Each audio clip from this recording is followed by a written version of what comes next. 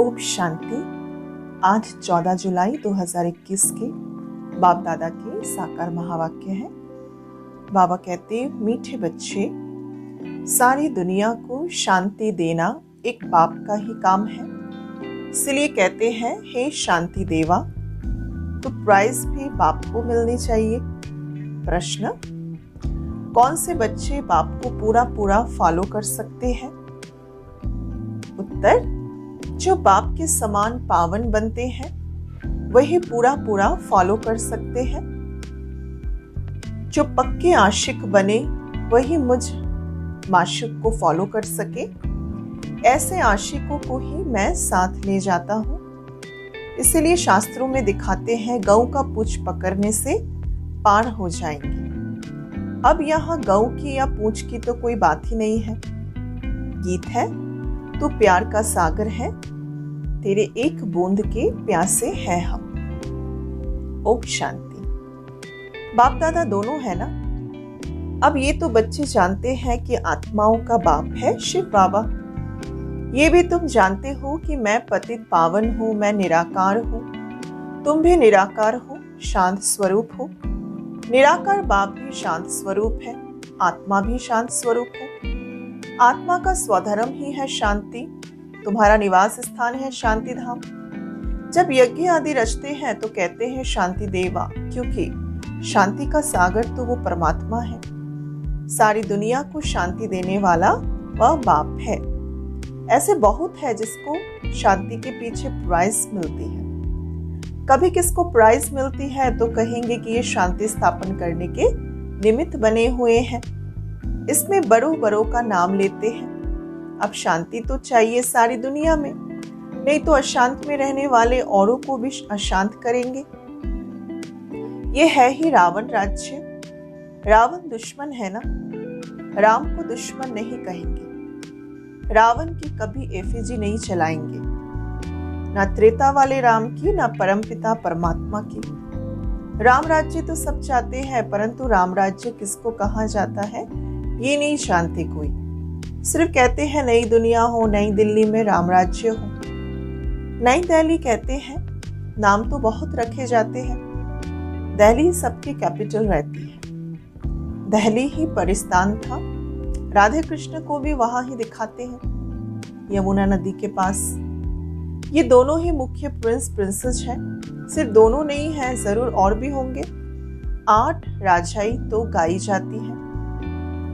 बुद्धि से काम लेना है। सतयुग में जरूर राजाई और भी होगी। यहाँ भी देखो कितनी राजाई है। वृद्धि होते होते ढेर हो जाते। फलाने गांव का महाराजा, छोटे गांव भी बहुत है। सतयुग में इतने थोड़े ही थे। वहां तो लक्ष्मी नारायण का ही नाम वाला होता है। 2500 साल उन्हों का राज्य चलता है। मनुष्य कहते लाखों साल हुए। विचार की बात है। अब ये है आत्माओं के लिए भोजन। बाबा का ज्ञान है आत्माओं के लिए भोजन। बाबा ये रूहानी भोजन देते हैं तुम्हारी बुद्धि को। तुम्हारी बुद्धि का ताला अब खुला है। ऋषि मुनि आदि सब कहते थे पहले, हम रचयिता रचना को नहीं जानते। अब तुम बच्चे ऐसे नहीं कहेंगे, तुम तो रचयिता रचना के आदि मध्य अंत को जानते हो। बाबा समझाते, तुम अपने 84 के चक्र को भी जान चुके हो। आदि में तुम देवी देवता थे, फिर मध्य में रावण के प्रवेशता होने से विकारी बन गए। अब है अंत, तुम जानते हो। अभी पुरानी दुनिया का विनाश, फिर आदि सनातन देवी देवता धर्म होगी। आदि में होगा राम राज्य, मध्य से रावण राज्य शुरू होता है। अब रावण राज्य पूरा हो, फिर राम राज्य शुरू होगा। नर से नारायण बनना है ना। ये सत्यनारायण की कथा है। तुम जानते हो सर्व शास्त्रों में शिरोमणि श्रीमत गीता है। श्रीमत मिलती है श्रेष्ठ बनने के लिए। श्री कहते हैं श्रेष्ठ को। अब बच्चे जानते हैं एक गीता शास्त्र है जिसे देवी देवता धर्म का शास्त्र कहा जाता है, जिससे देवता धर्म की स्थापना होती है संगम पर। सतयुग में तो कोई पतित होते ही नहीं जो पावन बनाए। अब तुमको बाप समझाते, गीता को पतित पावनी कह नहीं सकती। गीता द्वारा पावन नहीं बन सकते। गीता के भगवान को पतित पावनी कहते हैं। ये अच्छी रीति याद करो। गीता नहीं, परंतु गीता सुनाने वाले जो भगवान हैं, उनके साथ जब हम बच्चे अपना मन बुद्धि का कनेक्शन जोड़े तो हम भी पतित से पावन आत्मा बनते जाते हैं। गीता है आदि सनातन देवी देवता धर्म का शास्त्र। गीता के समय ही महाभारत लड़ाई भी लगी थी, जिससे अनेक धर्म विनाश हुए और एक धर्म की स्थापना हुई। गीता के लिए कहते हैं देवी देवता धर्म का शास्त्र है, ब्राह्मणों का शास्त्र नहीं कहते। ब्राह्मणों का नाम गीता में है ही नहीं, परमपिता परमात्मा ही आकर ब्रह्मा द्वारा इन सभी वेदों शास्त्रों का सार सुनाते। अब तुम समझते हो सतयुग में तो ब्राह्मण होते नहीं, वहां है लक्ष्मी नारायण देवताएं, ब्रह्मा के बाद है विष्णु। चित्रों में भी दिखाया है ब्रह्मा के द्वारा स्थापना विष्णुपुरी की। ब्रह्मा विष्णु इकट्ठे तो नहीं होंगे, ब्रह्मा द्वारा देवी देवता धर्म की स्थापना होगी। ये डिटेल में समझने की बातें हैं। अभी तुम बच्चे शिव बाबा से स्वर्ग का वर्षा लेते हो, हकदार ठहरे ना।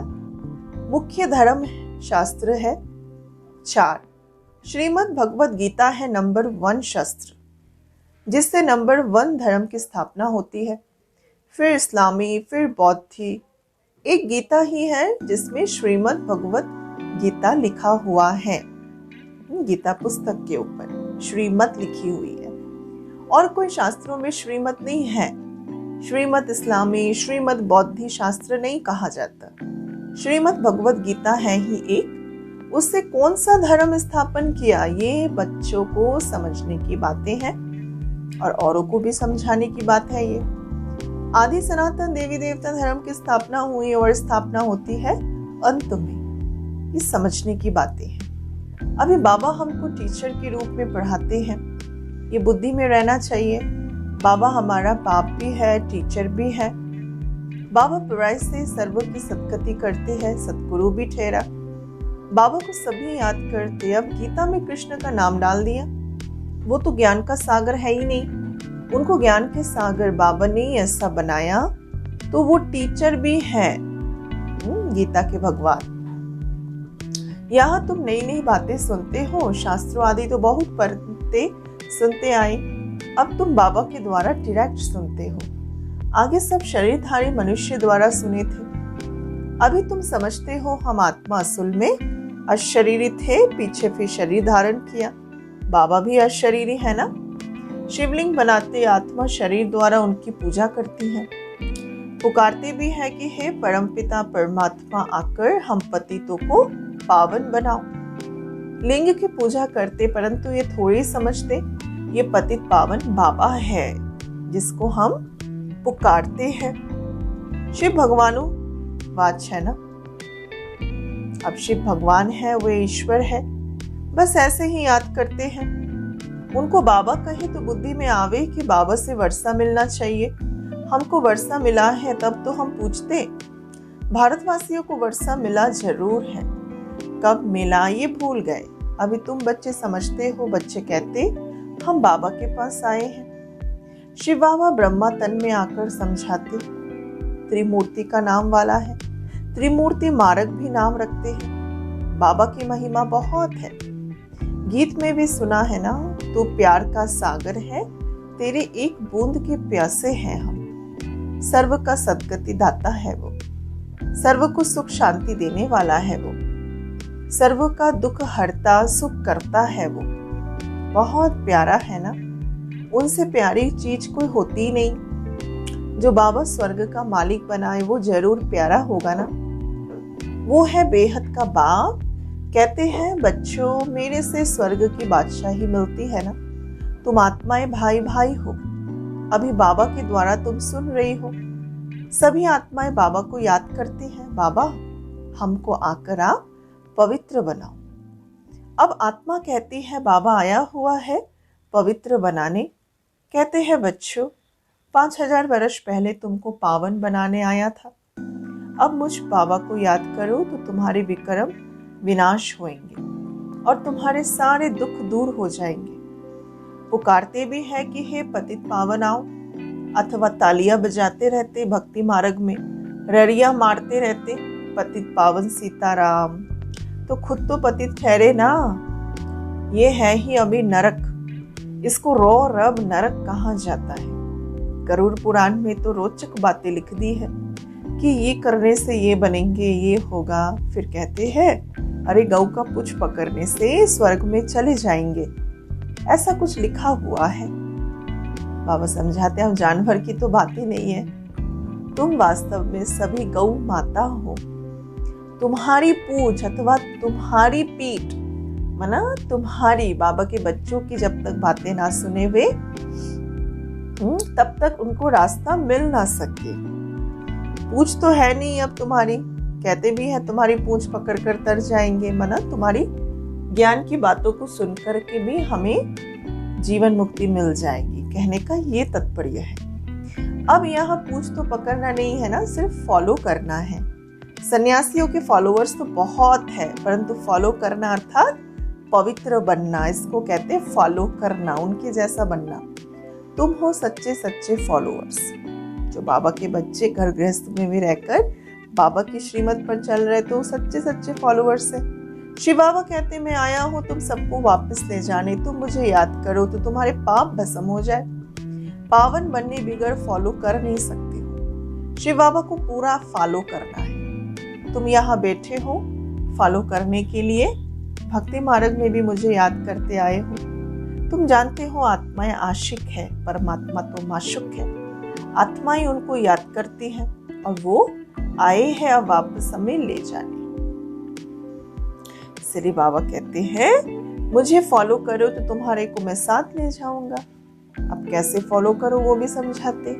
मैं तो पावन हूँ, तुम हो पतित, तो जरूर पावन बनना पड़े, इसमें फॉलो करो। भिखारी तो फॉलो कर ना सके ना, फॉलो करने के लिए मेरे समान पवित्र बनो। क्या मैं पतितों को अपने साथ शांति धाम ले जाऊंगा? इतने सब मनुष्य भक्ति जप तप पुण्य दान पुण्य आदि करते हैं मुक्ति पाने के लिए, क्योंकि यहाँ दुख है तो चाहते हैं हम अपने घर वापस जाए। बाबा कहते पवित्र जरूर बनना पड़ेगा। मैं पावन हूँ तब तो तुमको पावन बनाता हूँ। आऊंगा भी मैं ब्रह्मा के तन में, मैं रचयिता हूँ, मैं इस ब्रह्मा के तन में आता हूँ। दिखाते हैं ना ब्रह्मा द्वारा बाप देवी देवता धर्म की स्थापना करते हैं। तुम तो बीके हो, अब जानते हो शिव बाबा को फॉलो करना है। बाबा कहते मुझे याद करो तो मैं प्रतिज्ञा करता हूँ पावन दुनिया में तुम्हें ले चलूंगा, और कोई उपाय नहीं है तुम्हारे पास, नोट कर लो। कहते हैं पतित पावन या तो दृष्टि ऊपर चली जाएगी या तो पानी की तरफ देखते रहते। गंगा तो पतित पावने है नहीं, इस बात को तुम अच्छी तरह समझो। वो तो सागर से निकली हुई नदियां हैं। अब पूछ तो तुम्हारा पकड़ना चाहिए, जो ये ज्ञान सुनाते हैं, जिसके पास ये अनोखा ज्ञान है। बाबा कहते तुमको पावन बनना है, मेरे को फॉलो करो तभी साथ चल सकेंगे। बाबा कहते तुम मेरे साथ रहने वाले थे, आप 84 का चक्र लगाए पतित बने हो, अब मेरे को याद करो तो पावन बनेंगे। सन्यासी भी गृहस्थी को कहते हैं ना फॉलो करना है तो घर बार छोड़ दो। बाबा कहते मैं परम धाम में रहता हूँ, तुम भी चलेंगे वहाँ, यहाँ ये सब यहाँ जैसा विष तो होगा नहीं। बाबा पूछते हैं या यहाँ ही विषय सागर में रहना अच्छा लगता है? तुम तो पुकारते आए हो ना हे पतित पावन आओ, आकर हमें साथ ले चलो। अब बाबा आए हैं साथ ले जाते, कल्प कल्प आकर तुमको साथ ले जाता हूँ। फिर सतयुग में तुम बहुत सुखी रहते हो। ये लक्ष्मी नारायण स्वर्ग के मालिक थे ना, इन्हों को इतना सुख देने वाला कौन? Heavenly godfather. बाबा को याद दिलाते हैं तुम हमारी जयंती मनाते हो। परमपिता परमात्मा की जयंती सभी भारतवासी मनाते हैं। हमारा ये बर्थ प्लेस है। क्रिश्चियंस थोड़े ही मानेंगे, वो तो क्राइस्ट को मानेंगे। शिव जयंती भारतवासी मनाते हैं, वो सर्व के पतित पावन बाबा का बर्थ प्लेस है ये भारत। बाबा सबको सुख देने वाला है, सबको लिबरेट कर ले जाने वाला है। तो भारत देखो कितना ऊंचा है, जहाँ स्वयं भगवान आते हैं संगम युगे। बाबा जानते ड्रामानुसार जब हमारे बच्चे बहुत दुखी हो जाते तब मैं आता हूँ वर्षा देने। बाबा ज्ञान का सागर, सुख का सागर, शांति का सागर, पवित्रता का सागर बच्चों को आकर वर्षा देते हैं। कहते हैं मुझे फॉलो करो, ये तो जानते हो आत्मा विकारी है, इसलिए शरीर भी विकारी मिले है। सतयुग में आत्मा पवित्र है तो शरीर भी तुम्हें वहां पवित्र मिलेगा। अब बाबा कहते बच्चे पावन बनो, याद से तमो से सत्व बन जाओ। अच्छा, मीठे मीठे सिक्के लदे बच्चों प्रति माता पिता बाप दादा का याद प्यार और गुड मॉर्निंग। रूहानी बाप की रूहानी बच्चों को नमस्ते। हम रूहानी बच्चों की रूहानी बाप दादा को याद प्यार गुड मॉर्निंग, नमस्ते नमस्ते नमस्ते। पहला नंबर है धारणा के लिए, बाबा से स्वर्ग का वर्षा लेने लिए मैं आत्मा हूँ, मैं आत्मा भाई भाई हूँ, ये पक्का करना है। बहुत प्यार से रहना है, जैसे बाबा प्यारे थे प्यारा है ऐसे आपको भी प्यारा बनना है। दूसरा, बाप समान पावन बनकर बाबा को पूरा पूरा फॉलो करना है। बाबा के साथ वापस घर शांति धाम चलने के लिए पवित्र जरूर बनना है। घर अगर जाना है वापस शांति धाम तो जरूर यहाँ आत्मा को पवित्र बनाना होगा। स्लोगन है, वरदान है आज का, याद के आधार द्वारा माया की कीचड़ से परे रहने वाले सदा चीयरफुल भव। कोई कैसी भी बातें सामने आई सिर्फ बाबा के ऊपर छोड़ दो, जिगर से कहो बाबा तो बात खत्म हो जाएगी। ये बाबा शब्द दिल से कहना जादू है। माया पहले पहले बाबा को बुलाती है, इसलिए सिर्फ इस बात पर अटेंशन दो, कमल पुष्पों के समान अपने को अनुभव करो। याद के आधार पर माया की समस्या और रूपी कीचड़ से सदा परे रहेंगे, कभी किसी भी बात में हलचल में नहीं आएंगे, सदा एक ही मूड होगी और वो है चीयरफुल। स्लोगन, पवित्रता की धारणा व धर्म को जीवन में लाने वाले ही महान आत्मा है। अच्छा, ओम शांति।